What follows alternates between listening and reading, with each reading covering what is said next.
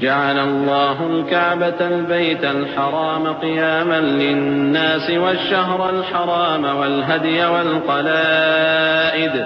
ذلك لتعلموا أن الله يعلم ما في السماوات وما في الأرض وأن الله بكل شيء عليم اعلموا أن الله شديد العقاب وأن الله غفور رحيم ما على الرسول إلا البلاغ والله يعلم ما تبدون وما تكتمون قل لا يستوي الخبيث والطيب ولو أعجبك كثرة الخبيث فاتقوا الله يا أولي الألباب لعلكم تفلحون۔ اللہ نے عزت کے گھر یعنی کعبے کو لوگوں کے لیے موجب قیام بنایا ہے، اور عزت کے مہینے کو اور قربانی کے جانور کو اور ان جانوروں کو جن کے گلے میں پٹے بندھے ہوں، یہ اس لیے کہ تم جان لو کہ جو کچھ آسمانوں میں اور جو کچھ زمین میں ہے اللہ سب کو جانتا ہے، اور یہ کہ اللہ کو ہر چیز کا علم ہے۔ جان رکھو کہ اللہ سخت عذاب دینے والا ہے، اور یہ کہ اللہ بخشنے والا ہے، مہربان بھی ہے۔ پیغمبر کے ذمے تو صرف پیغام پہنچا دینا ہے، اور جو کچھ تم ظاہر کرتے ہو اور جو کچھ مخفی کرتے ہو اللہ کو سب معلوم ہے۔ کہہ دو کہ ناپاک چیزیں اور پاک چیزیں برابر نہیں ہوتی، گو ناپاک چیزوں کی کثرت تمہیں اچھی ہی لگے، تو عقل والو اللہ سے ڈرتے رہو تاکہ کامیاب ہو جاؤ۔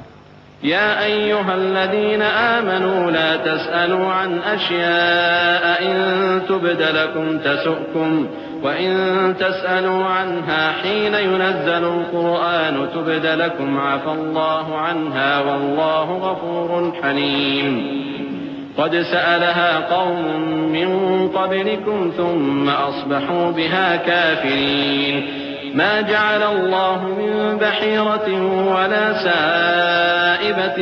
ولا وصيلة ولا حام ولكن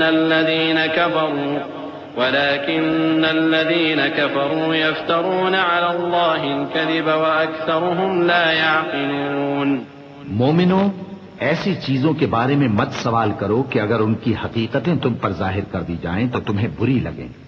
اور اگر قرآن کے نازل ہونے کے ایام میں ایسی باتیں پوچھو گے تو تم پر ظاہر بھی کر دی جائیں گی۔ اب تو اللہ نے ایسی باتوں کے پوچھنے سے درگزر فرمایا ہے، اور اللہ بخشنے والا ہے، بردبار ہے۔ اس طرح کی باتیں تم سے پہلے لوگوں نے بھی پوچھی تھی، مگر جب بتائی گئیں تو پھر وہ ان سے منکر ہو گئے۔ اللہ نے نہ تو کوئی بحیرہ مقرر کیا ہے اور نہ کوئی سائبہ اور نہ کوئی وسیلہ اور نہ کوئی حامی، لیکن کافر اللہ پر جھوٹ باندھتے ہیں اور یہ اکثر عقل سے کام نہیں لیتے۔